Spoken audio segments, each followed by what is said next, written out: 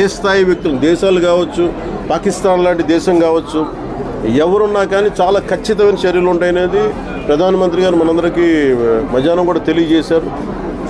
ఇది ఇలాంటి సమయంలో ఇర్రెస్పెక్టివ్ ఆఫ్ పొలిటికల్ పార్టీస్, మొన్నటికి మొన్న వక్ఫ్ ల్యాండ్ సమయంలో కూడా విభేదించిన వ్యక్తులు కూడా ఈ రోజున ఉగ్రవాదం సమస్య వచ్చేటప్పటికి అందరూ ఏకతాటిపై నిలబడ్డారు. ఇది ఖచ్చితంగా అందరూ అంటున్నది ఒకటే మాట, ఇది మీరు హిందువులా కాదా అని చెప్పి టార్గెట్ చేసి మరి చంపారు. It's targeted Hindu killing. ఇది there is no second thought about it. దీన్ని షుగర్ కోట్ చేయాల్సిన అవసరం, ఇది వాస్తవం అంతే.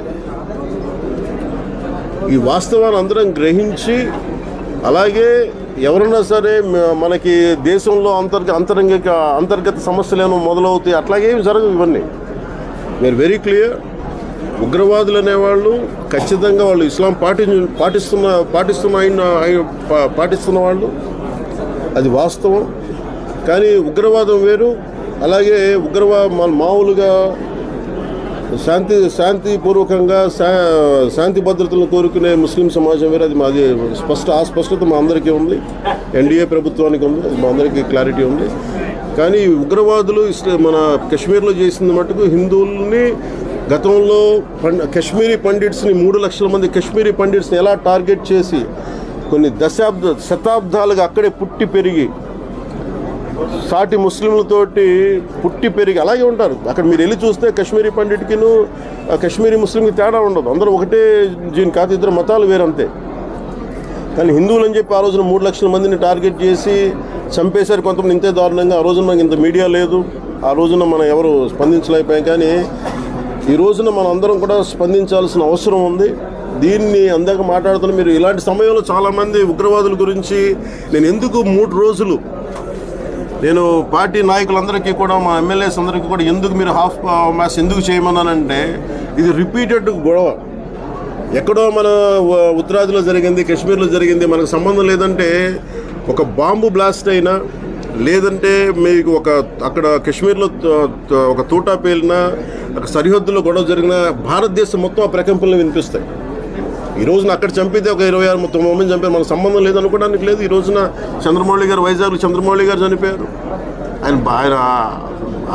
ఆయన భార్య ముందు చంపేశారు. అలాగే ఇప్పుడు చూస్తే మధుసూదన్ గారి మొత్తం భార్య, బిడ్డలు, 2 ఆడబిడ్డ, మగబిడ్డ, 3 ముందు చంపేశారు. సో దీనికి అక్కడ జరిగింది, ఇక్కడ మనకు స్పందన లేదు, ఇది మనకు సంబంధం లేదు అనుకుంటే ఇది మనకు సంబంధం. దాని ఉద్దేశంతో నేను 3 రోజులు ఇది హాఫ్ మ్యాచ్ చేయమని చెప్పాను. సగం జెండాని మీరు చేసి ఇది మన సంతాపం తెలియాల్సిన అవసరం. ఆ రోజున నేను ఈ ప్రతిపాదన నేను నాయకులకు చెప్పినప్పుడు, ఆ రోజున మన ఆంధ్ర రాష్ట్రంలో ఉన్నారన్న వ్యక్తులు కూడా నాకు తెలియదు. కానీ ఈరోజు ఒక్కొక్క ప్రత్యక్షంగా నేను వాళ్ళు చెప్తుంది ఏంటంటే నిజంగా కడుపు తరుక్కుపోయాయి, చాలా చాలా బాధేస్తుంది. అందుకని ఇది అలాగే సోషల్ మీడియాలో కూడా మేడం అనిత గారికి కూడా చెప్తున్నాను. మేడం నా రిక్వెస్ట్ కూడా ఏంటంటే, ఎనీ యాంటీ నేషనల్ స్థానికంగా ఉన్న సోషల్ మీడియాలో కూడా ఎవరన్నా సరే ఇష్టారాజ్యంగా మాట్లాడినా, భారతదేశ సార్వభౌమత్వానికి కానీ, భారతదేశ సమగ్రతకు కానీ, భారతదేశానికి సంబంధించిన అంతర్గత విషయాల మీద పిచ్చి కామెంట్లు చేసిన, సోషల్ మీడియా కామెంట్లు చేసిన చాలా స్టర్న్ యాక్షన్ తీసుకోవాలని హోంమంత్రి గారిని, అనిత గారికి నేను తెలియజేసుకుంటాను. నా పరిధిలో లేదు కాబట్టి ఆవిడ పరిధిలో ఉంది కాబట్టి ఖచ్చితంగా మీరు సోషల్ మీడియాలో any anti Indian rhetoric, anti Bharat rhetoric కనుక ఉండుంటే మీరు వెంటనే చాలా తీవ్రమైన మీరు సెక్షన్లతోటి కేసులు మీరు నమోదు చేశారు. ఎందుకంటే మీరు ఇలాంటి సమయంలో పిచ్చి ఆర్గ్యుమెంట్స్ కానీ, పిచ్చి వాదనలకు కానీ ఇవన్నీ దారి తీయకుండా ఉండాలంటే ఖచ్చితంగా కొంత సోషల్ మీడియాని ఇలాంటి కట్టడి చేయాల్సిన అవసరం ఉంది. అది మేడం అనిత గారిని, సిస్టర్ అనిత గారిని కూడా నేను కోరుకుంటా ఉన్నాను. ఇది మీడియా వారికి కూడా నేను సోదరులు కూడా మిమ్మల్ని అందరూ కోరుకునేది కూడా చాలా చాలా పెయిన్ఫుల్. అంటే కొన్నిసార్లు ఇంక ఫ్యాక్ట్స్ మాట్లాడుకుందాం. ఉగ్రవాదం అనేది ఇది ఒక part and parcel of life. అందుకనే ఇందాక కూడా ఇంగ్లీష్ మీడియం అడుగుతా ఉంటే ఎందుకు ఇలా ఉన్నాయి, ఎందుకు మాట్లాడడానికంటే అందరూ భయపడతాం. అంటే ఉగ్రవాదులు మనల్ని టార్గెట్ చేస్తారు ఈ మాట మాట్లాడితే. ముందు నేను హాఫ్ మ్యాచ్ చేయమనగానే మనకి ఒకళ్ళిద్దరు ఎందుకు ఇవన్నీ మన సంబంధం లేదు కదా అని చెప్పాను. ఇది వన్స్ నేను ఒక పార్టీ పెట్టినప్పుడు and respecting Indian constitution, I think it is our responsible no matter where it happens. ఎక్కడ జరిగినా కానీ స్పందించాల్సిన అవసరం ఉంది. అంతేగాని ఇది మన వాళ్ళు ఉన్నారా లేదా అని కాదనేది, ఎందుకంటే మనకి జాతీయ భావం, జాతీయ దృష్టి కోణం ఉండాలి ఖచ్చితంగా. రోజులు అవుతాయి కానీ దీని పోయిన నష్టం, పోయిన ప్రాణాలు తిరిగి రావు. కానీ భవిష్యత్తులో ఇలాంటి దాడులు జరగకుండా, అలాగే ఇలాంటి సంఘటనలు పునరావృతం కాకుండా మటుకు కేంద్ర ప్రభుత్వం చాలా బలమైన చర్యలు తీసుకుంటుందని నేను గాఢంగా విశ్వసిస్తున్నాను. ఎందుకంటే ఇది మీరు స్టేట్ కంట్రోల్లోకి వెళ్ళినంత కాలం కాశ్మీర్లో ఇలాంటి సంఘటనలు జరగలేదు. స్టేట్ కంట్రోల్ ఎలక్షన్ జరగగానే అడుగుతుంటే ఎందుకు ఆ పర్టికులర్ ఏరియాలో ఎవరు లేరంటే అది స్టేట్ కంట్రోల్ కింద వస్తున్నది వాళ్ళు చెప్పారని, లోకల్స్ చెప్పారని చెప్పి బాధితులు చెప్తా ఉన్నారు, బాధితుల కుటుంబాలు. సో ఇవన్నీ ప్రత్యేకత వాళ్ళు చెప్పిన మాట చెప్తాను. ఇది కొంచెం క్రాస్ చెక్ చేసుకోండి మీరు కూడా. కానీ చాలా చాలా చాలా బాధ అనిపించింది అది.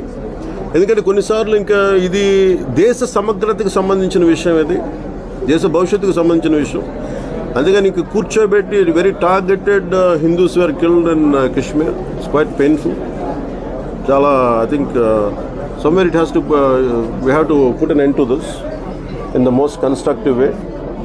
అలాగే పాకిస్తాన్ పైన ఈ 5 అంశాల మీద తీసుకున్న చర్యలు ఖచ్చితంగా చాలా అవసరం ఇలాంటి సమయంలో. ఎందుకంటే చాలామంది సెక్యులర్ వాదులు కూడా ఇలాంటి సమయంలో చాలా ఎక్కువ పెద్ద మనసుతో మాట్లాడుతూ ఉంటారు. బోర్డర్లెస్ కంట్రీస్ ఉండాలి, లేదంటే బోర్డర్ ఫ్రీ ఉండాలి అంటే మీరు ఒకటే ఆలోచించకుండా ముందు మీ ఇళ్ళని తాళాలు లేకుండా మీ నేబర్స్కి కూడా నమ్మకంతో మీరు వదిలేసేయండి ఫస్ట్ మీ ఇళ్ళని. ఇలా ప్రతిపాదన చేసేవాళ్ళు. ఖచ్చితంగా బోర్డర్స్ ఉండాలి, ఖచ్చితంగా బోర్డర్ సెక్యూరిటీ ఉండాలి. అంతేగాని కూర్చోబెట్టి సెక్యులరిజం, సూడో సెక్యులరిజం ముసుగులు ఇలాంటి పిచ్చివాదనలు చేయకండి దయచేసి. భారత నిఘా వైఫల్యం, భద్రతా వైఫల్యం కారణంగా ప్రధాని మోదీ, అమిత్ షా రాజీనామా ఉగ్రవాదానికి జాతీయ ధర్మాన్ని భేదం ఉంటుందా? ఒకవేళ హిందువులనే టార్గెట్ చేస్తే అంటే అక్కడ కేవలం ఆడవాళ్ళనే చంపారు, మగవాళ్ళనే చంపారు, ఆడవాళ్ళు కూడా వాళ్ళు.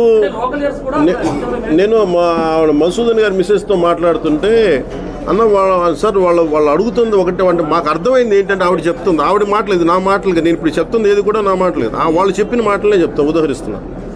ఆవిడేం చెప్పారంటే మమ్మల్ని చంపేయన్నారు. చంపేయమంటే మేము మిమ్మల్ని చంపేయంటే మీరు వెళ్ళి మీ ప్రధానమంత్రి చెప్పుకోండి వెళ్ళి. ఇది ఒక స్టాండ్. ఇది కాకుండా వాళ్ళు ఏంటంటే ఆవిడ అంది ఏంటంటే ఇంటికి మూల స్తంభాన్ని కొడితే ఈ పెయిన్ మీకు ఎప్పుడు ఉంటుంది కదా. అది ఎంత క్రూరత్వం చూడండి. మమ్మల్ని చంపే బాధ్యతలు కోరుకుంటే కళ్ళ ముందే బిడ్డని మన భర్తను చంపేస్తే భార్యను చంపేయండి, లేదు మిమ్మల్ని నేను మిమ్మల్ని అంటే వాళ్ళకి ఏంటంటే ఈ జీవితాంతం ఈ బాధ ఉండాలి మీకు, ఈ బాధ మీ ప్రభుత్వం తెలియంటే ఇది చంపడం వెనుక చాలా కోల్డ్ హార్టెడ్నెస్. ఇండియాలో చాలా ఘటనలు జరిగాయి కానీ ఇలాంటి ఘటనలు ఎప్పుడూ జరగలేదు. అవును. ఫస్ట్ అడ్డుకట్టబడాలంటే ఫస్ట్ ఇండియా భారతీయులందరూ కూడా కులాలు కానీ, ప్రాంతీయత విభేదాలు కానీ, భాషా విభేదాలు కానీ ఇవన్నీ దాటి మేజర్ ఇష్యూ వచ్చినప్పుడు, ఇలాంటి ఇష్యూ వచ్చినప్పుడు ఇవన్నీ దాటి మాట్లాడాలి. మీరు ఎటో తీసుకెళ్తాను. When I speak about it. And ఈ సందర్భం నేను కాదు కానీ it's not about uniform civil code. When situation comes I speak about it. Like I don't like to mince words right now. I don't want to get away, but I'll speak. But I feel it's not relevant at this juncture. నేను కోరుకుంటుంది నా appeal కూడా ఏంటంటే ఇక్కడ జాతీయ సమగ్రత, జాతీయ మన పరిరక్షణ దగ్గరికి వచ్చేటప్పటికి మటుకు ఒక అందరికీ కూడా అన్కాంప్రమైజింగ్ కమిట్మెంట్ అయితే ఉండాలి. ఇర్రెస్పెక్టివ్ మీరు ముస్లిం అవ్వండి, హిందూ అవ్వండి, క్రిస్టియన్ అవ్వండి, సిక్ అవ్వండి, Jain, no matter whoever, మీరు తమిళ్ అవ్వండి, తెలుగు అవ్వండి, కన్నడ, ఏ భాష అయినా కావచ్చు. కానీ when it comes to Indian sovereignty, Indian integrity, I think we should speak in one voice. That's what I come in. ఇలా ఉండదండి దీనికి. War is always ongoing. గుర్తుపెట్టి కొంచెం స్కేల్ అప్ అవుద్ది, స్కేల్ డౌన్ అవుద్ది, కానీ వన్స్ ఒకసారి యుద్ధం మొదలు పెడితే అది ఎవరి చేతిలో ఉండదు. అందుకని we should not scale up. At the same time right answer should be given. Thank